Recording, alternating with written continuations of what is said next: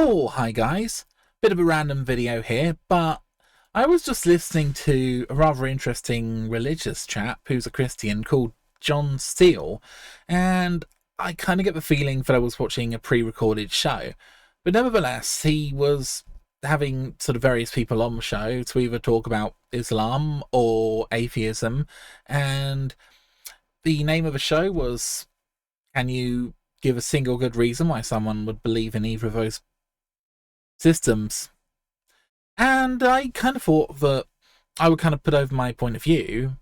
Now, I don't think I'm going to convince anybody particularly, but nevertheless, I thought it would be an interesting exercise just to kind of put over my point. And again, I think everybody has an interesting view on reality, and everybody has really good reasons for believing what they do. So I don't think I'm going to change any minds, nor would I really want to. I'm simply kind of exploring ideas here. So, for me, I like the idea of Rockham's razor. Now, if you haven't heard about it, it's an idea in philosophy that essentially says you really need to cut away the stuff which isn't necessary to try to get to the truth, like a razor would cut away stubble, for example, which I probably should do, to be fair. So, in regards to atheism in a way is preferable according to Rockham's razor because it requires a lot less in the way of assumptions about the universe. We look at the universe, for example, and we kind of see how it is. We don't kind of attribute anything to any kind of gods or supernatural forces. It is simply materialism. So for me, that is a lot simpler when you kind of cut away gods or various religious beliefs, and it just kind of makes more sense to me that those kind of things wouldn't exist. Now, there are some scenarios where I think something like a god could exist potentially, but I don't believe in any god which I've ever read about in, for example, religious texts. That doesn't really seem to exist as far as I'm concerned, and I've read a few. So, coming back to Occam's razor, simply accepting the natural world as it is seems to make a lot of sense to me, without any kind of extra gods or without any extra stuff involved. Secondly, I want to make the point that atheism isn't actually a belief system as such. It is simply not believing in gods. So one of the interesting things I think is when a lot of religious people in the Roman Empire, I believe it was, met Christians, they called them atheists because they didn't believe in the gods. Again, it could have been the Greeks, perhaps, but nevertheless, the original term for Christian was atheist because you didn't believe in the sort of various state gods. So, yeah, it's kind of morphed a bit since then, but yeah, a bit of interesting history. Nevertheless, atheism is simply someone who doesn't believe in gods, and here are a few examples. Secular humanism. Some forms of Buddhism don't have any gods. Jainism, again, sometimes doesn't necessarily teach that there's a god. Confucianism is a religion, but it doesn't really talk about gods. It kind of talks about, from when I read it, rules that you should live by, basically. Again, you've got things like Taoism, logical positivism, existentialism, various others. But yeah, there's a lot of sets of beliefs that don't actually have a god involved. So yeah, atheism is not a belief system as such. It is simply a lack of belief in a god. And I believe this is also probably the default for human beings. To a point, I don't believe there's anybody necessarily born believing in God or supernatural stuff, but I think if you're not particularly educated, which most people weren't, because education is a fairly recent invention, you would attribute a lot of the stuff in the natural world to God, for example. So if somebody got sick and died, you could just say that it is God's will. Nothing to do with me, Squire. It's simply God who decided that person, their time is up, they need to go.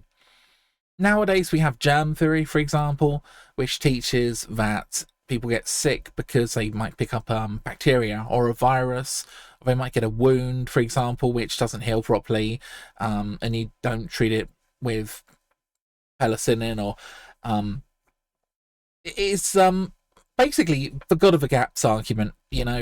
People used to believe that there was a lot of interference every single day of our lives, from God and from various religions, because people lived fairly short lives.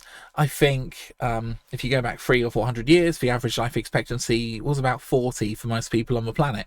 So we saw a lot of death, right? And having a sort of belief system like all the different religions, the thousands of different gods, they explain the world in a way which people can understand, that kind of makes sense. The world is big and crazy and we don't really know what's going on, and life could end at any moment. Remember, 40 really isn't that old, and child mortality was also really high. So having belief systems in place, community support and everything like that, I think is really beneficial, and most people still benefit to this day from having strong communities, whether they be secular communities or religious communities. I think a lot of people benefit. So I guess that's a lot of the social stuff out the way. I want to talk about very briefly, and I've kind of mentioned this in the past, Jordan Peterson's view of God, because I think it's quite an interesting one. Firstly, Jordan Peterson believes that the entire universe happens inside our head. The physical world outside of our head may or may not exist. It is irrelevant. Everything that matters happens in the brain. And he believes that God, for example, is a kind of concept of the ultimate good, for example, of meaning. And again, he believes that because we view the world as subjects, not as gods ourselves, you can't say whether or not God exists, because it is simply open to interpretation by the individual or by the group, which again I think is quite an interesting view. But for me, and for people like I think it's Richard Dawkins, we're more like materialist, so we're more concerned about what actually is true. Is there actually an entity which exists within or beyond the universe that created the universe? Or isn't there? We're kind of more concerned with that question and not so much what's happening inside somebody's mind. So that's faith kind of gone out the window. So, okay, we need a good reason to believe in God, because if you remember when I first started talking, John Steele said we need a good argument for God. So here are a few arguments with the help of ChatGPT for believing in atheism. And again, I don't think I'm going to convince anybody. That's okay. We're just thinking today. That's what we're doing. Okay. There is no empirical evidence of God or the supernatural. This is a kind of a catch-22 in a funny sort of way, because if there was evidence of the supernatural, it would become natural because there would be evidence of it.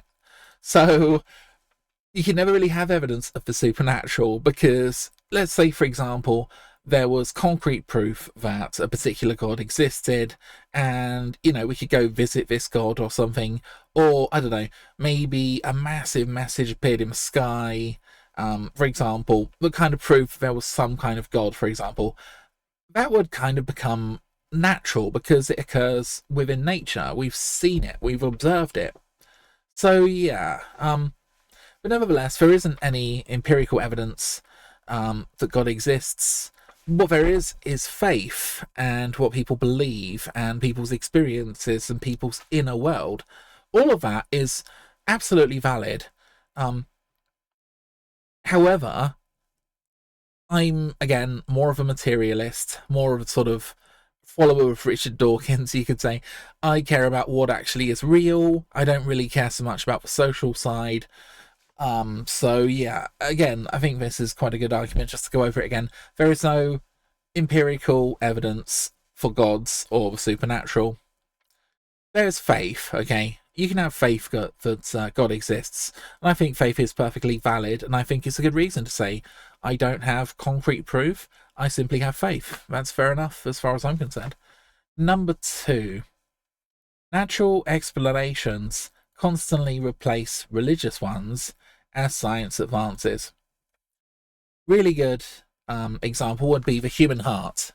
So when heart surgery first started, a lot of people said, you can't do heart surgery because God is in your heart, and the heart is a sort of organ which is linked to heaven, maybe linked to your soul or whatever. And there was a lot of pushback. People said you can't do surgery on the heart, for example, because of religious reasons. But again, that's kind of gone now. Nobody would say don't perform heart surgery on me because it might interfere with my religious beliefs. Or very few people would say that. You might get a few people who would say, no, I don't want any kind of surgical intervention because of my beliefs. Fair enough. I think I've covered that fairly succinctly. This is the God of the Gaps argument. The God, well, if we say, for example, we don't know how something works, so it must be God. Not a very good argument, because in a 5 years' time, 10 years' time, we might know how something like that works. And so the space that God exists in gets smaller and smaller and smaller. And, you know, we're never going to close the gap, but science is kind of working on closing the gap a lot more as we kind of expand our understanding of the universe. And don't get me wrong, I don't believe necessarily in scientism. Science as a sort of belief system has its own flaws. Still, the scientific method where you kind of have a hypothesis and you test it and you test it and you test it and you test it and you see if it's valid, I think that is a good way of understanding things. And there are other good ways of obviously too. If that settles that. Different religions make contradictory claims, so they cannot be true. I don't need to spend too much time on this one, because it's quite obvious. If a particular religion says this is true, and another religion says that is true, and both contradict each other, both can't be right. One of them has to be wrong. I don't really need to give an example here, I don't think, because I think most people can kind of imagine that, you know, if you say a particular man is divine and somebody else says, no, this man is divine, well, maybe they're both divine, maybe neither of them are divine, maybe another religion is correct. Anyway, a morality can be explained through empathy. Empathy being our species' ability to understand other people and to experience what they experience, which is rooted in the brain, okay, in mirror cells in the brain. So if I see someone suffering, I can kind of feel their suffering sometimes, and I can kind of understand that it's not very nice to suffer, right? This is empathy, okay, rooted in biology and the brain, and this enables us to function as a sort of species, because we can see someone suffering and we can say, we don't want to suffer, okay? What can we do to make the world better so that we don't suffer personally? Even from a purely selfish point of view, you make the world better to, you know, make it better for your kids or other people's kids or the human race or animals or, you know, all life on the planet. If you want to be really altruistic, you would want to help all the life on the planet thrive, maybe get to other planets. But again, I think I'm going off track here. Let's look at number 5. Okay. Belief in gods often arises from cultural upbringing rather than objective truth. So, this is a really good argument. If you were born in India, you might be Hindu. If you are born in, say, Pakistan, you might be Muslim. If you are born in China, for example, you might be well, any kind of religion, but you might be, for example, Taoist, you might be Buddhist, you might be Confucian, you might have a different belief system altogether. And again, if you're born in America, you might be Christian. So again, there's, you know, all these sort of belief systems that people are born into. And again, if you swap the kids up at birth, they will probably have different belief systems. There's no particular reason to believe one system is correct and another is wrong. It's just a matter of opinion, but again, that's very subjective, and I'm more interested in what's actually real in the universe. So, subjective stuff can be obviously real in the universe too. I'm not dismissing it out of hand. Anyway, let's move on to number 6. I think I need a drink. The universe shows signs of natural processes, not intelligent design. So a good example of this would be evolution. And I want to keep this simple because a lot of people don't really understand evolution. I was very fortunate. I was always very good at science. I wasn't in the top class, but I was always like near the top of a class in science, and I got a very good understanding of processes like natural selection, evolution, and I think the problem is people don't see evolution as a sort of complete system. Okay, they see evolution as a really narrow thing, when in actual reality, every living thing is constantly subjected to some kind of selection pressure, right? Do you have kids? Do you not have kids? Are you going to live to an old age? Or aren't you? Do you have strong family ties? Or don't you? Do you help people who are members of your family, for example, do better in life? Because all of this stuff has an impact on how well you and your kin can survive, how well your communities can survive. So evolution is constant, and it is a universal for all life forms. Okay, it isn't something which is a zebra turning into an elephant or something. That just doesn't happen. It takes a very long time generally, or smaller changes can obviously happen very rapidly. For example, human intelligence in the brain, to the best of our knowledge, advanced very, very rapidly. And this is probably because there were a few genes, alleles, which evolved, probably through mutation, which gave massive advantages. And any person who had those genes was better able to survive and adapt and pass on their genes to the next generation. Because, you know, intelligence is quite sexy, right? If you're smart, people think that's great. He's going to get more food. He's going to be better able to survive and adapt. So yeah, it's all good. But anyway, the universe shows signs of natural processes, loads of natural processes, whatever you want it to be.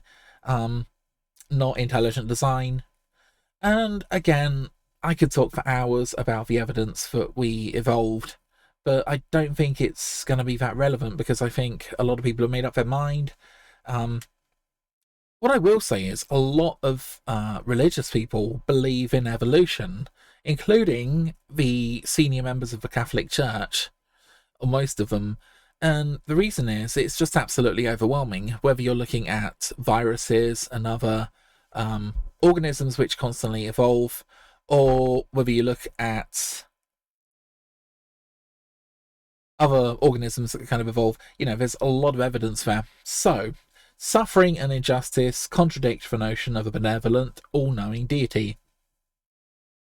Some people in Christianity, for example, would say that the devil brings suffering to the world and God has no control over that. Or they might make other excuses as to why there's suffering in the world. But again, I suppose to kind of paraphrase Richard Dawkins, who says all this stuff way better than I can, there are flies that burrow into somebody's eye. I've seen all kinds of horrendous creatures, and in a world of evolution, it makes sense that you would have awful, awful creatures. Oh, the creature that goes in a fish's mouth and eats their tongue, and then sort of stays in their mouth eating food. What kind of a sick god, no offense, would design that? That's gross, right? To me as a human, that's really vile. To go in a fish's mouth, eat their tongue, and pretend to be the tongue. That kind of parasite can evolve with evolution. Not something a benevolent god would particularly make. There's so much suffering, pointless suffering as well, which is explained by natural processes, but not by a benevolent deity. So, number 8, and we're getting near the end of the list now. Prayer and rituals show no measurable effect beyond psychology. So this is a really interesting one, because the Vatican does proper science, which is interesting, and they went to some holy sites. And what they did, which is really interesting, is they had blind prayer, right? So you would pray for someone and not pray for someone else, okay? Like a double-blind study. Now, if prayer was effective, you would probably see that people who were being prayed for would get better health outcomes, but they actually found the reverse. They found that the people who were being prayed for actually had worse health outcomes. And again, it could have been the opposite result. I think this is probably random, but nevertheless, I don't think prayer, for example, does anything apart from sort of a psychological it has a psychological effect, right? You pray for someone, obviously that can affect the way they think about the world. Sometimes it's actually negative, which is also why I don't bother praying for people, because I'm always paranoid that if a god did exist, he would do the opposite of whatever I was praying for, because he would be vindictive enough to say, I'm gonna do what I want. I'm gonna ignore you. I'm God. I'm not saying I am, but I'm saying this is what God would say. I'm all powerful. I do what I want. Let's say he did create the universe, and let's say he does control everything, right? Everything that happens is his plan, okay? And you can say we have free will. Yeah, okay. You can say the devil does naughty things. Okay. But who created the devil in the first place? Right? Just saying. I really got off track there, but okay. Nevertheless, prayer doesn't seem to be particularly effective at all. In fact, it can make things worse. Some of the people, like I said, who were having heart transplants, I believe it was, actually had greater risk. And I think perhaps some of that is down to the fact that if you know someone's praying for you, and I know I said it was like blind prayer, but there's been various different studies, it might make you a bit more stressed, for example. I don't know, but anyway, if I get sick, don't bother, honestly. Human progress thrives when given reason. Okay, reason is basically thinking about things and working them out. Evidence, which again is strongly linked to science. What does the evidence say? And critical thought. Now, this is a really good point. Just to read it one more time. Human progress thrives when guided by reason, evidence, and critical thought. If there was a particular religion which was absolutely fantastic, absolutely amazing, don't you think those people would thrive? Now, there are certain groups who are religious who thrive. You could say, I'm not going to name any names, but yeah, there are a lot of religious people who do really, really well in some domains.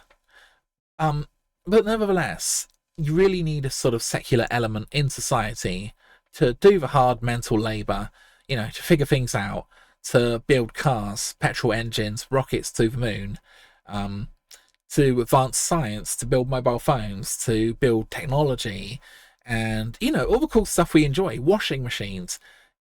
It's really good when you follow engineering and science and technology and thinking about the world mechanically, right? These deliver really, really powerful things.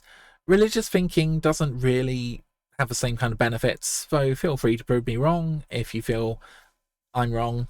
But yeah, I would much rather live in a sort of modern scientific thinking nation than a sort of deeply religious, let's say, nation.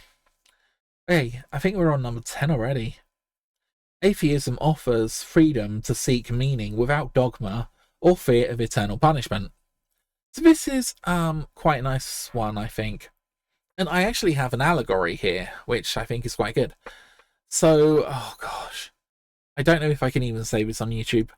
Let's just say I used to believe quite vehemently in a certain ideology, okay? A very popular ideology.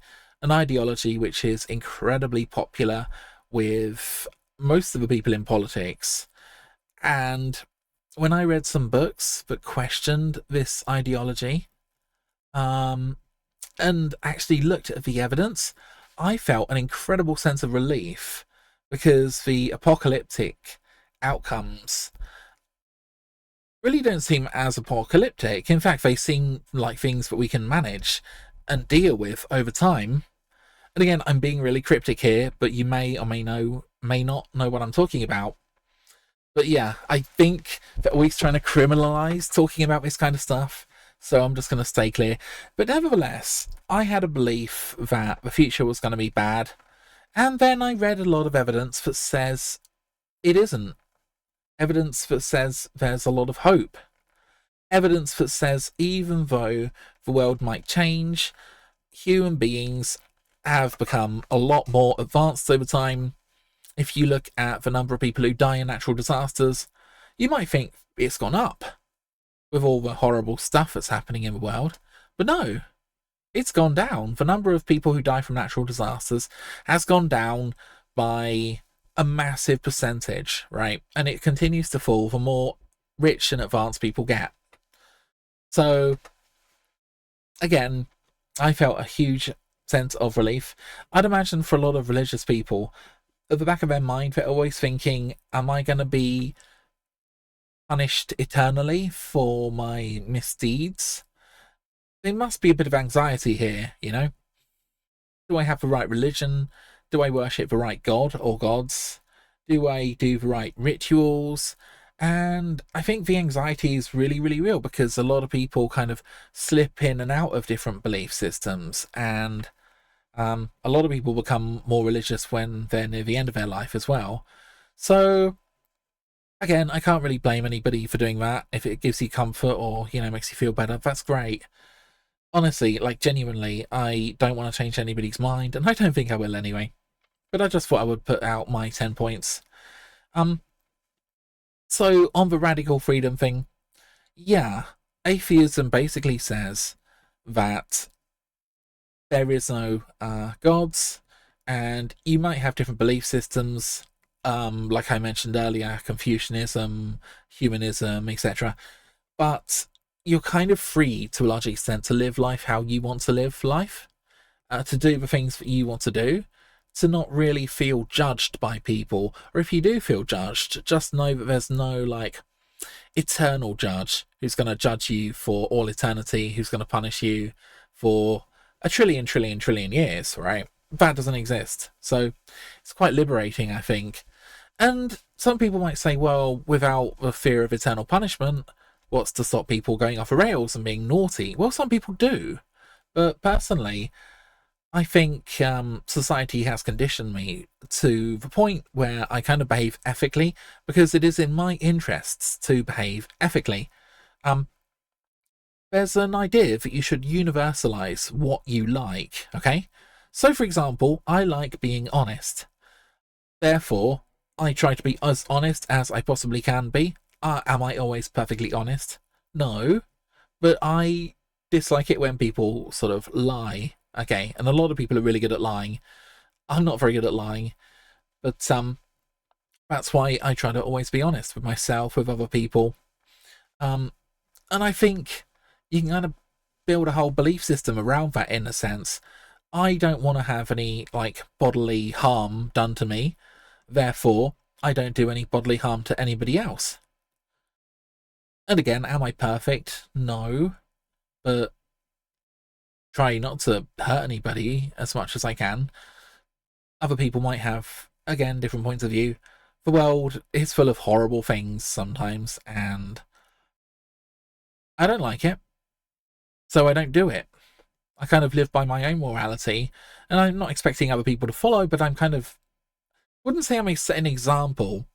I just kind of think if everybody follows a sort of set of rules, that you don't impeach on people's freedoms, you let people say what they want to, you don't, you know, do anything that's too awful to anybody else because they might do awful things back to you, for example.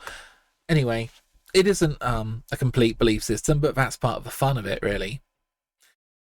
Anyway, I guess I will conclude the video. Let me know what you were thinking, or what you think about this.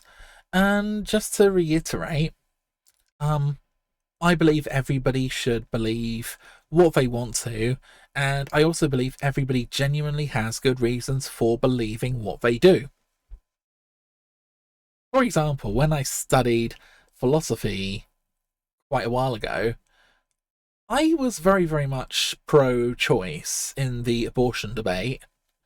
However, when I kind of heard the counter arguments against it, it made a lot of sense to me. And all of a sudden, my eyes were opened, and I could see that even though I'm still pro-choice, I could see other people's arguments, and they made sense. And I think people have good reasons for believing what they do, right? A lifetime of reasons.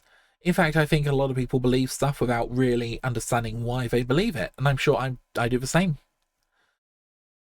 Anyway, let me know what you think, and I will see you guys soon.